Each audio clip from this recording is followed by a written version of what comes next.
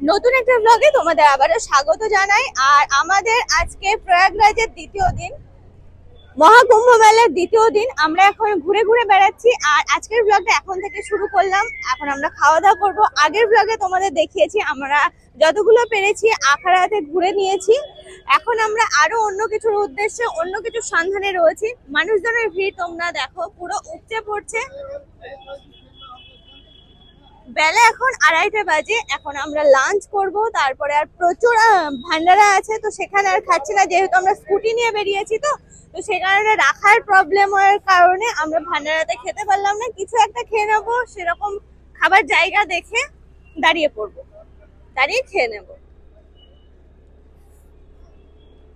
বেশ মজা লাগছে। সারাটা দিন আজকে 2-3 ঘন্টা হয়ে গেল আমরা প্রায় স্কুটি নিয়ে ঘুরছি। বেশ ভালোই আনন্দে আছি। এরকম ভাবেই সারাটা দিন তোমাদের সঙ্গেও কাটাবো। দেখতে থাকো পুরো ব্লগটা, আশা করি ভালো লাগবে।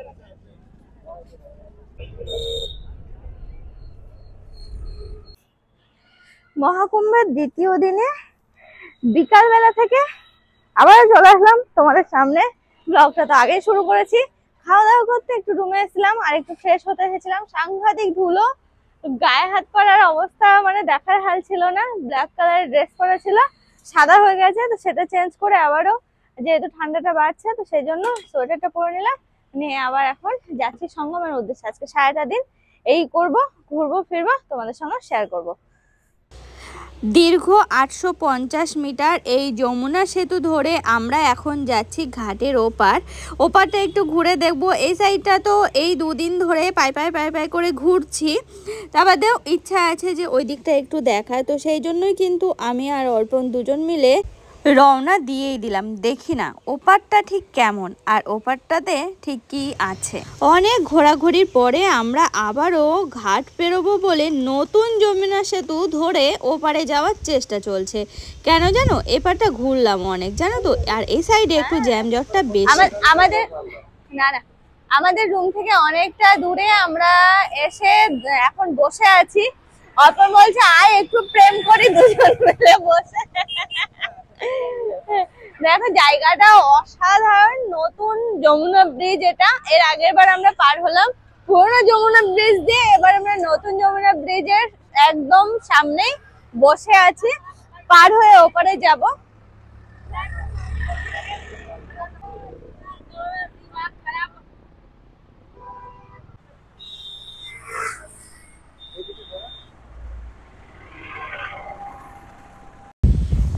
অনেক হলো বসা, এবার চলো যাওয়া যাক। এই ব্রিজ ধরে দেখি না আবার ওইদিকে ঠিক কোথায় গিয়ে উঠি।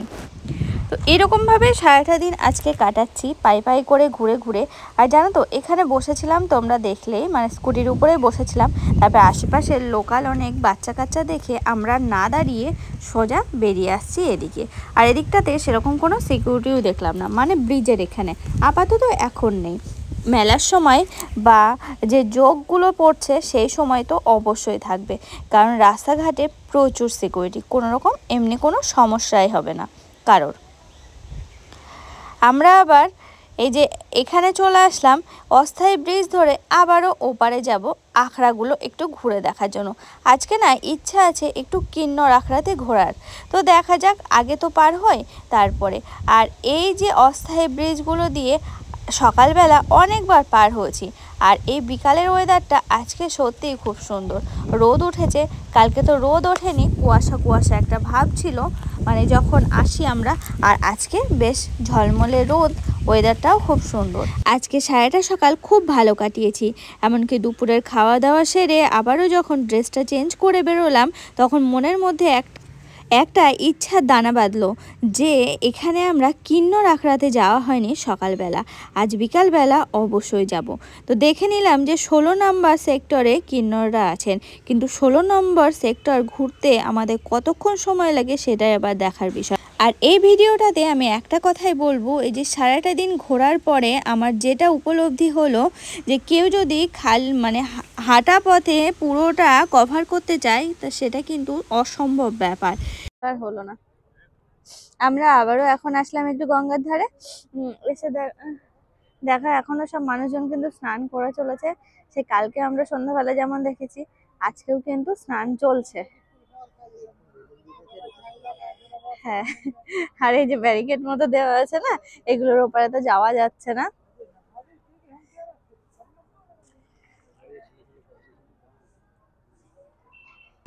তোমরা আমাকে কমেন্ট করেছিলে যে দীপা ড্রেসপত্র চেঞ্জ কোথায় করা হচ্ছে স্নান করার পরে। আসলে ড্রেসপত্র চেঞ্জ করার জন্য সরকার থেকে অনেক রুম বানিয়ে দিয়েছে, অনেক ঘর, টেন্টের মতো করে অনেক ঘর বানানো আছে, সেখান থেকে কিন্তু সবাই ড্রেসপত্রগুলো চেঞ্জ করতে পারছে, বিশেষ করে মহিলারা। আর ছেলেদের তো সেরকম কোনো ব্যাপার নেই, ওনারা বাইরেই, বেশিরভাগ সব মানুষজন বাইরেই চেঞ্জ করে নিচ্ছেন। আর আমরা যে জায়গায় দাঁড়িয়ে রয়েছি এখান থেকে যে অস্থায়ী ব্রিজগুলো দেখতে কত সুন্দর। আর ওদিকে সন্ধ্যাটা নেমে এসেছে, দেখো এদিকে কিন্তু এখনও স্নান কমপ্লিট হয়নি। আর এই সমস্ত জায়গাগুলোতে না দেখে মনে হচ্ছে যেন কোনো পুজোর প্যান্ডেল, আসলে এগুলো কিন্তু কোনো পুজোর প্যান্ডেল না। সমস্ত সাধু সন্ন্যাসীরা যারা এসেছেন, বাবাজিরা, তাদেরই সমস্ত সভা এখানে সব বসছে, প্লাস নানান রকম যেখানকার যেমন, তো ওনাদের সেরকম আর কি গান বাজনা নানান কিছু হচ্ছে, প্রোগ্রাম হচ্ছে এই সমস্ত প্যান্ডেলগুলোর মধ্যে। আমরা অনেক কষ্টের পরে কিন্নর আখড়াতে পৌঁছালাম, মানে অনেকক্ষণ ধরে। হ্যাঁ, 16 নম্বর সেক্টরে। এটা জানতে আমাদের অনেকটাই টাইম লেগে গেছে, এমনকি আমাদের খুঁজে পেতে অনেকক্ষণ সময় লেগেছে। তো এই সবেমাত্র এসে পৌঁছালাম। চলো এবার ঘুরে ঘুরে দেখি একটু।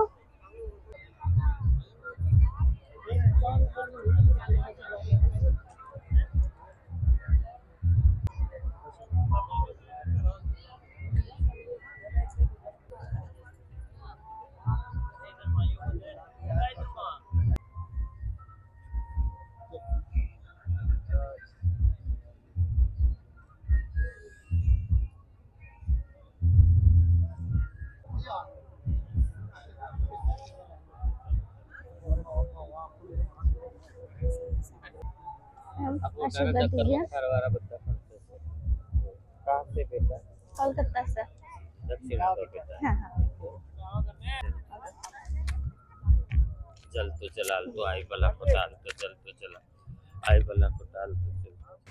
কথায় আছে বিশ্বাসে মেলায় বস্তু তর্কে বহুদূর।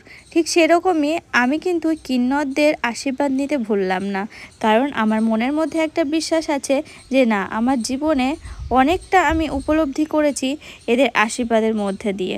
শুধুমাত্র আমার না, আমার ফ্যামিলিরও অনেকের মাধ্যমেই আমি এটা উপলব্ধি করেছি। তো সেই কারণে কিন্তু ওদের আশীর্বাদ আমি নিতে ভুললাম না।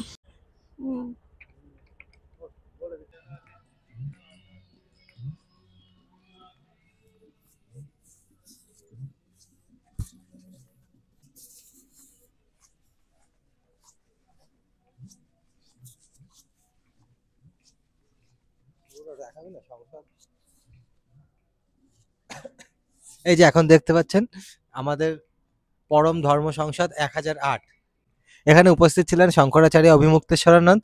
আর এটা 10 থেকে 11 জানুয়ারি দুদিন অনুষ্ঠিত হয়েছিল। যে দেখতেই পাচ্ছেন পুরো সংসদ ভবনের মতো আমাদেরও ধর্ম সংসদ। এটা আমাদের 1008 নম্বর ধর্ম সংসদ অনুষ্ঠিত হয়েছিল এখানে। আমরা মিস করেছি, কিন্তু এখন এসে দেখছি দারুণ সব সেট আপ, পুরো সংসদ ভবনের মতোই সেট আপ।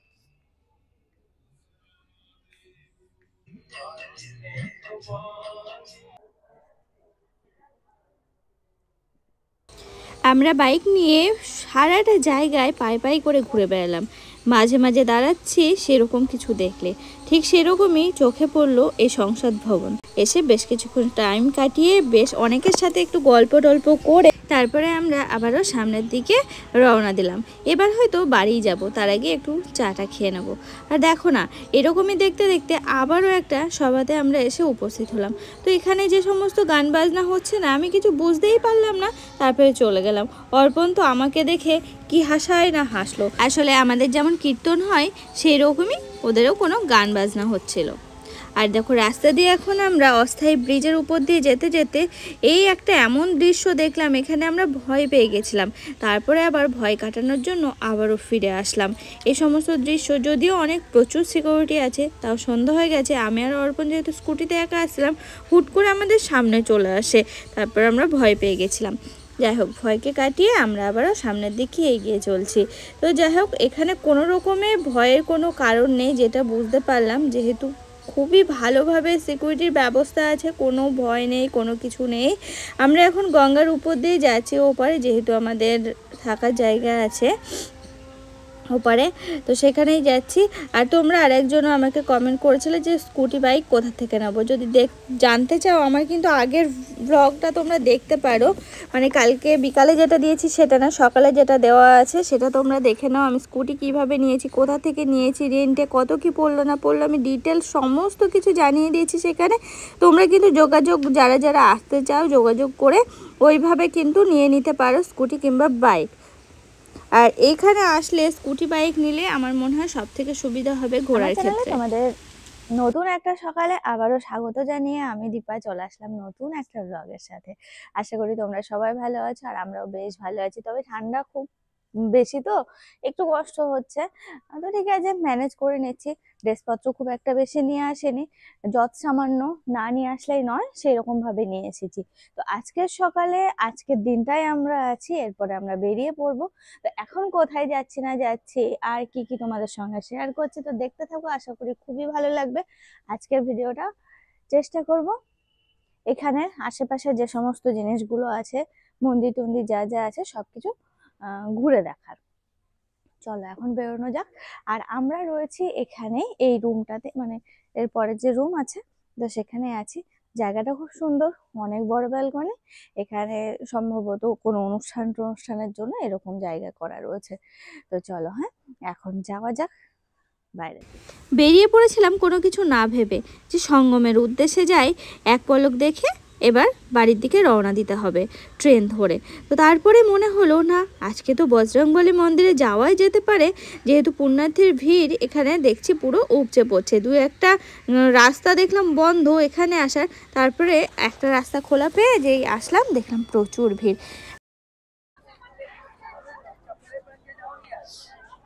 সকাল সকাল প্রথমে চলে এসেছি হনুমান মন্দিরের পাশে, সঙ্গমের পাশে যে মন্দিরটা আছে, খুবই জাগ্রত নামকরা একটা মন্দির। সবাই সঙ্গম থেকে স্নান করে তারপরে মন্দিরে বাবাকে দর্শন করে, মানে হনুমানজিকে দর্শন করে তারপরে বাড়ি যায়, মানে এরকমই শোনা। তো আমিও চলে এসেছি আজকে সকাল সকাল, যেহেতু দুটো দিন মন্দির বন্ধ থাকার কারণে এদিকটা আসতে পারিনি। তো আজকে আবার আসলাম, প্রচুর মানুষের ভিড়, ইচ্ছা আছে ভিতরে যাওয়ার, যদি যেতে পারি তো খুবই ভালো। তো তোমাদের সঙ্গে চেষ্টা করব শেয়ার করা, কতটা কি শেয়ার করতে পারবো জানি না। প্রচুর এলাকা জুড়ে এই মন্দিরটা, আর সাইড হনুমানজিকে দেওয়ার জন্য যে লাড্ডুর প্যাকেট থেকে শুরু করে ফলমূল সমস্ত কিছু এখানেই পাওয়া যায়। এখানে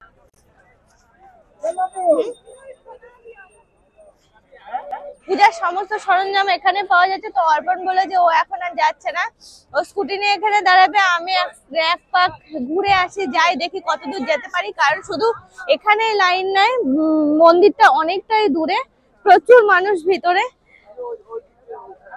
চটি রাখতে হবে জুতো।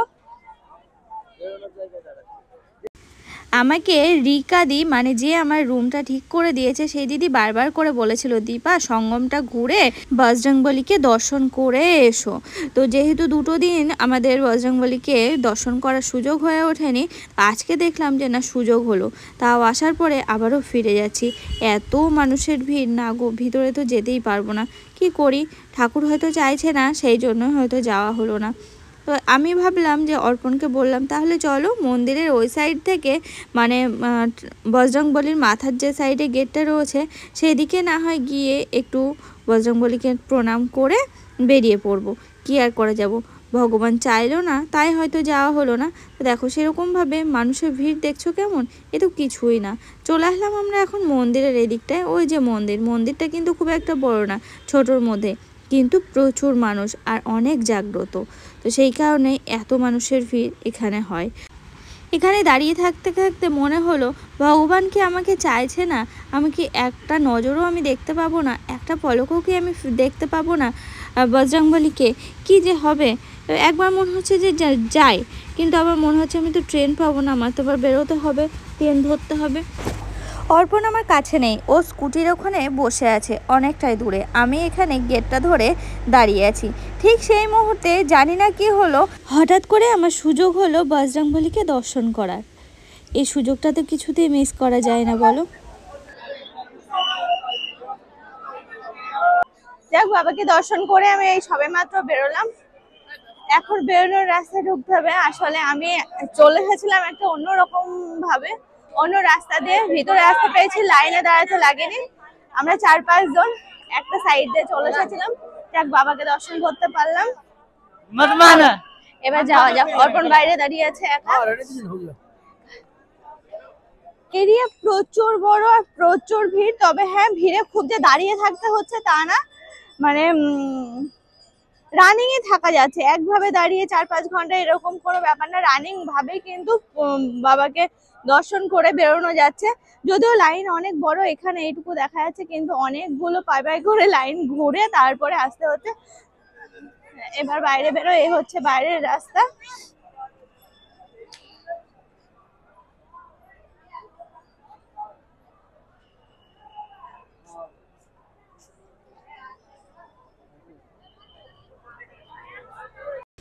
যেন আমি মন্দির থেকে বেরোচ্ছি আর বারবার করে একটা কথাই মনে হচ্ছে, সবই হয়তো বাবার কৃপায় হলো। আমি যখন দাঁড়িয়েছিলাম 3 জন এসে দাঁড়ালো আমার পিছনে। তারপর হঠাৎ করে সবাই মিলে আমরা একটা গেট দিয়ে ভিতরে গেলাম, পুরো হঠাৎ করে।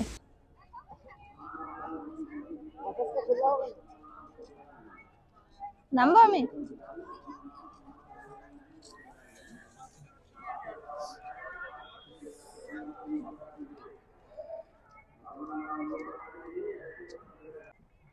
আনকমন কিছুর মধ্যে এটাই পেলাম। এটা কি? স্কন্দমূল। এটা কেমন খেতে না খেতে কিচ্ছু জানি না। অর্পণ খেয়েছে, এবার হাসছে। অর্পণের পামে পড়ে নেওয়া, তবে এটাই একমাত্র। হ্যাঁ,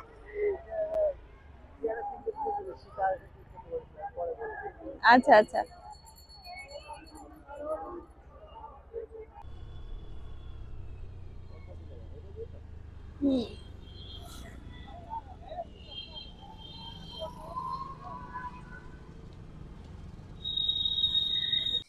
আমরা এখন স্কুটি রাখতে চলে আসলাম। আজকে কালকে আমরা নিয়েছিলাম 24 ঘন্টার জন্য। টাইম হয়ে গেছে, রেখে আমরা রুমে যাব, তারপরে রেডি হয়ে বাড়ির দিকে যাব। তবে স্কুটিটা সত্যি খুব ভালো ছিল, কোনোরকম কোনো অসুবিধা হয়নি।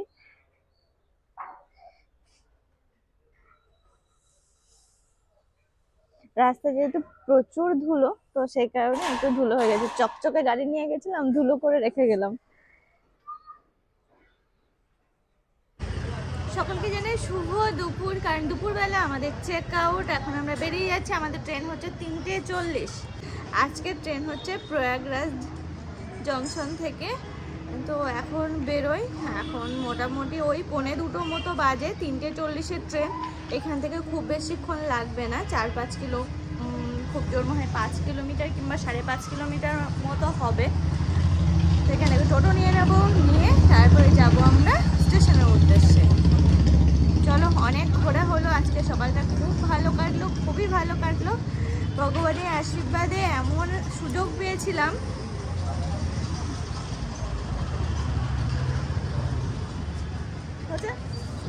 জল চল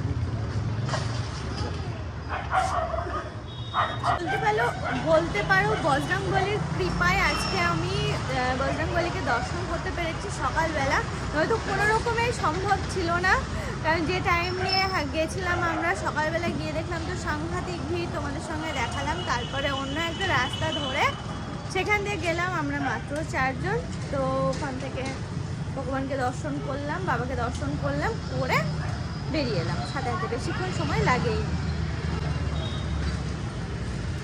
সব কিছুই যেন মনে হচ্ছে ভগবানের কৃপায় হচ্ছে। এই কুম্ভতেও আমাদের আসার কথা ছিল না, কিন্তু হঠাৎ করে কেমন প্ল্যান করলাম, নিয়ে চলে এলাম আমরা 2 জন। দেখা যাক বাড়ি পর্যন্ত এবার পৌঁছানোর পালা, যেন সব কিছু ঠিকঠাক থাকে। তোমরা আশীর্বাদ করো। কুম্ভ মেলাকে এবারের মতো টাটা জানিয়ে আমরা রওনা হলাম প্রয়াগরাজ জংশনের দিকে। এসে দেখলাম প্রচুর মানুষ শুয়ে বসে রয়েছে, আর জংশনটাও অনেক বড়। কেন বলছি বলো তো? আগের দিন তো আমরা এখান দিয়ে যাইনি, গেছি তো রামবাগ দিয়ে। আগের দিন তো দেখিনি, আজকে দেখলাম তাই বললাম। আর এসে শুনলাম এখানেও নাকি প্রচুর মানুষের থাকার ব্যবস্থা করা হয়েছিল। তো যাই হোক, আমরা এখন যাচ্ছি ট্রেন ধরবো বলে। খাওয়া দাওয়াটা সেরে নিলাম, নিয়ে আমি আর অর্পণ এবার ছুটে চলেছি ট্রেনের উদ্দেশ্যে। বেশি জোরে হাঁটতে পারছি না, খাওয়া দাওয়া করেই হাঁটাচলা করা একটু তো অসম্ভব ব্যাপার হয় বলো। তারপরে আমাদের দেখতে ভুল হয়েছিল, আমরা এমন একটা ওভারব্রিজ পার হলাম যেটা কিনা ট্রেনের একদম শেষ দিকে, আর আমাদের সিট আছে 3-তে, আর সেটা হচ্ছে ট্রেনের একদম সামনে।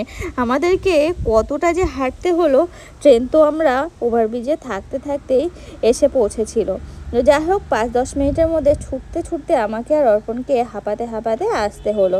ট্রেনটা 10 মিনিট আগেই এসে উপস্থিত হয়েছিল প্ল্যাটফর্মে, জংশনে। তো যাই হোক ট্রেন এখনও ছাড়েনি, এসে বসলাম উপরে। আমাদের সিট হচ্ছে আপার সাইড আপার, আর ওদিকে হচ্ছে আপারে। যাই হোক আমরা এদিকে বসতে এটা সেটা দেখতে দেখতে ট্রেনটাও ছেড়ে দিল। আর এখন এসে দেখলাম অনেক বাঙালি রয়েছে, সবার সাথে গল্প করতে করতে অনেকে সব রাজস্থান থেকে আগ্রা থেকে উঠেছে ট্রেনটায়। আজকে আমরা যে ট্রেনটা ধরেছি সেটা হচ্ছে হাওড়া সুপারফাস্ট এক্সপ্রেস।